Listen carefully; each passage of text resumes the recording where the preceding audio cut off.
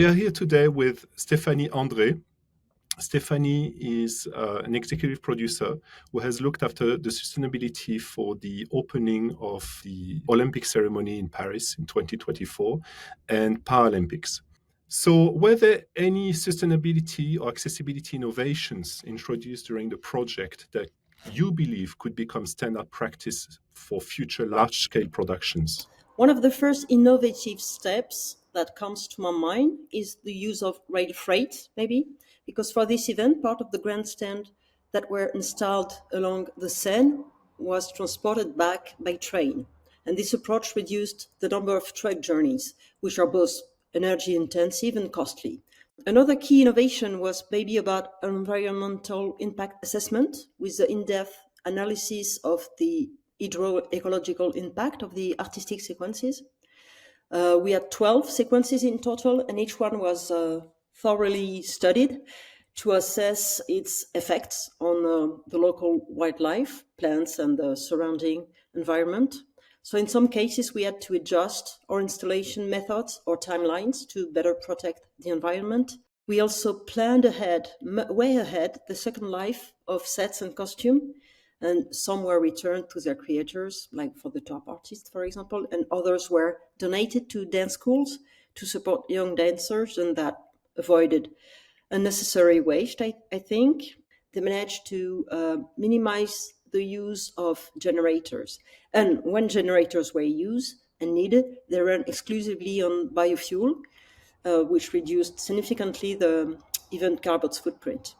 And finally, Julien, it's something that's very close to my heart and very important for me is accessibility for people with disability.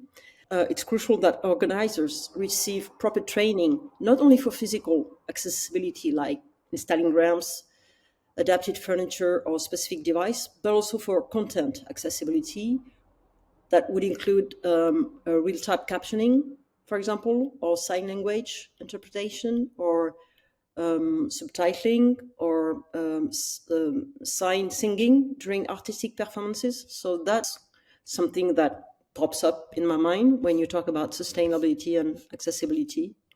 Did the sustainability strategy and implementation have a measurable impact on costs, either positively or negatively?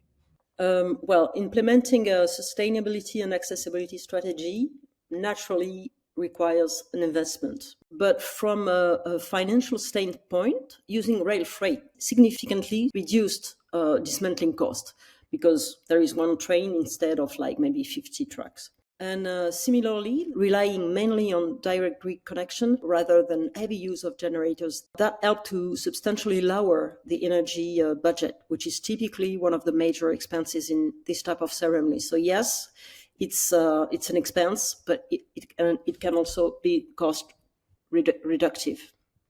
There is really a lot of things that teams and production teams can do. One question is, where should that start? Well, I think the very first step is to clearly map out the main pillars of the event. What is the venue? What is the energy sources? What is the transport that's going to be used? What is the catering? What is the catering going to look like, and so on? So the idea is to look at each of these areas one by one to see where you can take action and optimize or improve or reduce. And at the same time, it's essential, as you said, to work closely with suppliers and partners to find solutions that would be realistic, effective, and budget neutral, or even cost saving, ideally. Sometimes it happens. And that's really the core of eco-design and eco-conception, like taking a bit of extra time at the very beginning of the project to carefully plan its design and define the key pillars of your sustainability strategy. So, Stéphanie, how did you secure the buy-in from key stakeholders, such as the performers, the suppliers, or the partners, for sustainability and accessibility goals?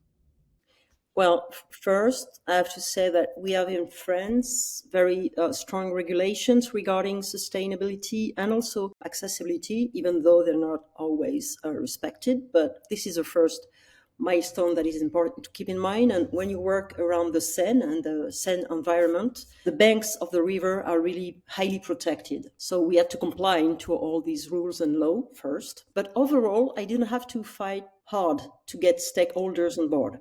I think attitudes have evolved and changed, and today most technicians, artists and producers, they're very open-minded and curious about alternative solution. And the studies also we conduct.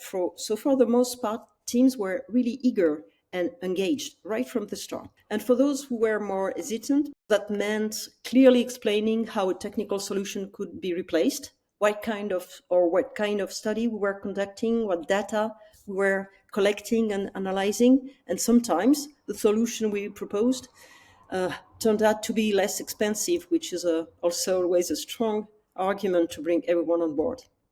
What advice would you give to teams looking to design inclusive and sustainable events from the very beginning? My first piece of advice is the simplest, yet the most important. That would be train yourselves and train your teams.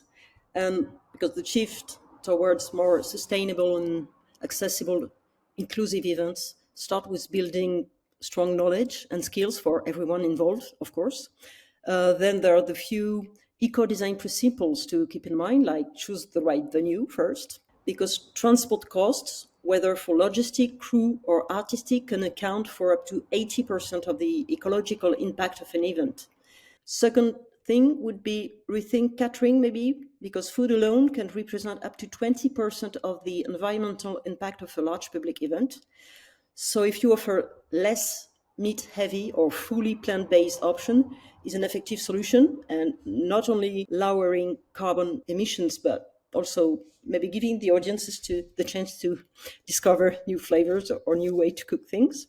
Appoint dedicated leads, because from day one you can designate a sustainability lead and accessibility lead, whose job will be to coordinate, propose, implement, and monitor all related initiatives. That requires a strong event management expertise, and also a good understanding of the solutions that are available and that you're going to propose to the production team. So that would be a few advice.